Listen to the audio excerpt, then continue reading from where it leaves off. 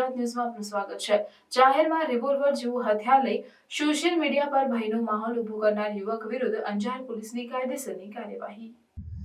અંજાર કચ્છમાં તાજેતરમાં એક ઘટના બની હતી જેમાં સ્થાનિક પોલીસે એક યુવક વિરુદ્ધ કાયદેસરની કાર્યવાહી કરી છે, જેણે સોશિયલ મીડિયા પર રિવોલ્વર જેવું હથિયાર બતાવતો વિડીયો પોસ્ટ કર્યો। આ વિડીયો જેનો ઉદ્દેશ્ય જાહેરમાં ભય ફેલાવવાનો હતો, ઝડપથી વાયરલ થયો, જેના કારણે અધિકારીઓએ તાત્કાલિક હસ્તક્ષેપ કર્યો। યુવક જેની ઓળખ જાહેર કરવામાં આવી નથી, વિડીયોમાં રિવોલ્વર જેવું હથિયાર પકડીને ધમકી ભર્યા હાવભાવ કરતો જોવા મળ્યો હતો।